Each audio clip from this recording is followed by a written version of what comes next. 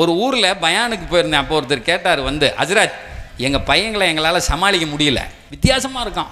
உண்மை உண்மை, நாங்கள்லாம் காலேஜில் பார்க்குறோம்ல, உண்மை. இந்த பிள்ளைகள்கிட்ட எப்படி நடக்கிறதுன்னு தெரியல. அவன் பேசுகிற பாஷை புரியல. டிஜிட்டல் கிட்ஸுங்கிறான். அவன் ஒரு ஸ்டைலாக பேசுகிறான். அவன் மொபைல், அவன் உலகம், அவன் வாழ்க்கை. ஒரு நண்பரை பார்க்க போயிருந்தேன், டீ கொண்டு வந்து வச்சாரு, குடிச்சிட்டேன். திடீர்னு பார்த்தா ரூம்லேருந்து ஒரே சத்தம், லே புட்றா அவனை, லே அட்ரா அவனை, லே புட்றா அவனை, அட்ரா அவனன்னு. இவர் பையன் நல்லா தானே இருந்தான், கேட்கவும் முடியாதுல்ல. ஏங்க உங்கள் பையன் ஒரு மாதிரி ஆயிட்டானா அப்படின்னு கேட்க முடியுமா?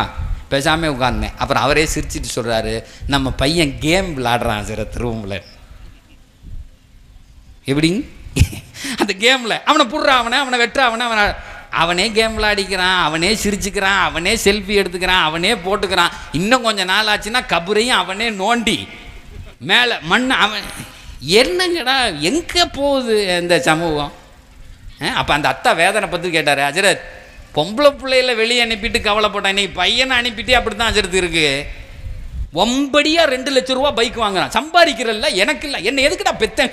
ஒருத்தர் வந்து சொல்கிறாரு, என் பையன் என்கிட்ட இப்படி கேட்குறான், என்னை எதுக்கியா பெத்தேன்? இவனுக்கு என்ன ஹஜ்ரத் பதில் சொல்ற? ஒரு பதிலும் சொல்ல முடியாது.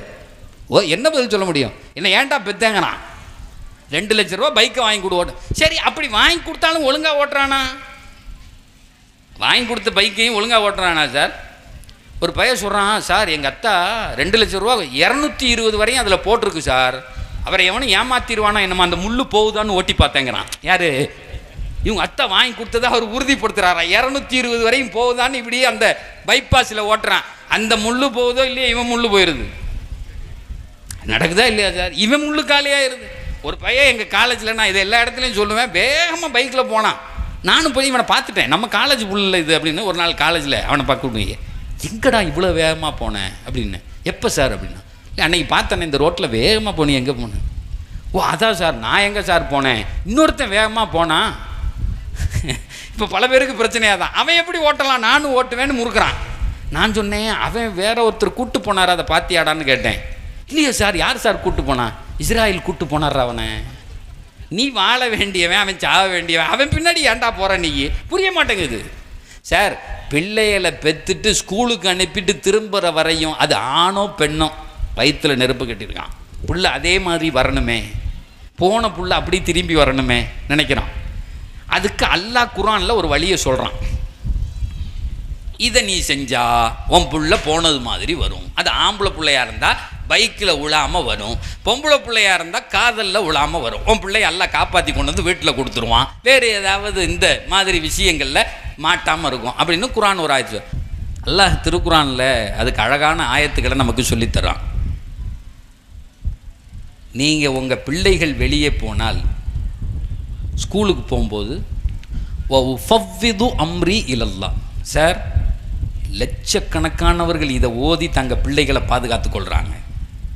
இன்றைக்கி என்கிட்ட சொல்லும்போது சொன்னாங்க, ஹஜ்ரத் இன்றைக்கி இந்த இளைஞர்கள் இளம்பெண்களுக்காக வேண்டி ஒரு செய்தியை சொல்லுங்கன்னு.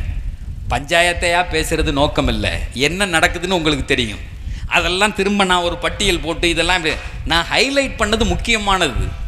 அந்த போதைன்னு சொன்னது, அந்த பையன் ஏதாவது பாக்கெட்டில் வச்சுருக்கான்னு தடவி பார்க்குறதுன்னு கேட்குறதுக்கு சொன்னது. அதை மற்ற எத்தனையோ பிரச்சனைகள் இருக்குது, அத்தனை பிரச்சனைக்கும் மொத்த தீர்வு ஒன்று தான்.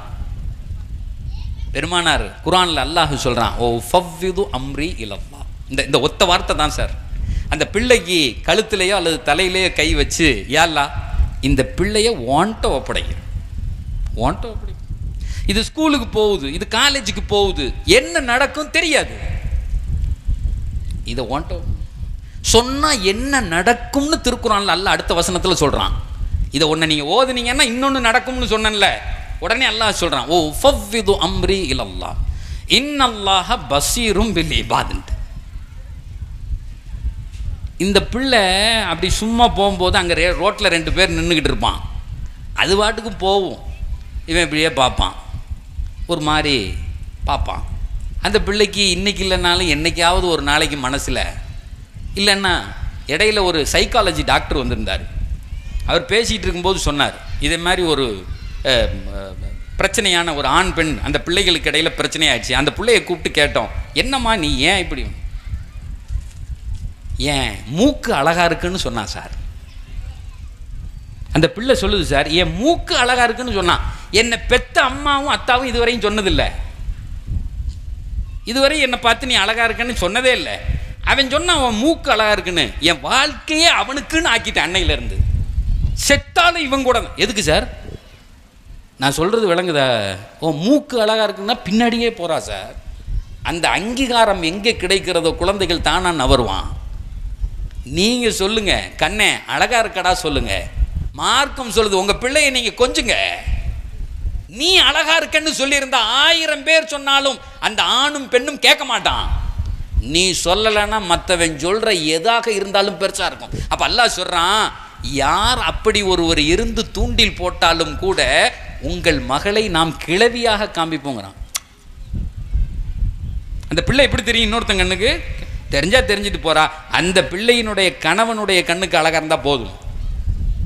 இந்த பையன் பைக் எடுத்து அப்படி திருக்கணும்னு நினைக்கிற போதே அவன் மனசுல விடும், வேணாம் வேணாம்ப்பா, அத்தா 2 லட்சம் கொடுத்து வாங்கி கொடுத்துருக்காரு, நம்ம மெதுவாக அந்த வண்டியை ஓட்டுவான்னு எல்லாம் போடுவான்.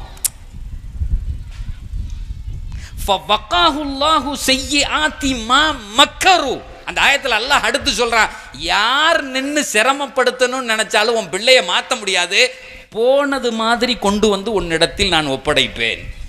திருக்குரான் சொல்லுகிறது. இது சொல்லிக்கலாமா இன்ஷா அல்லாஹ்?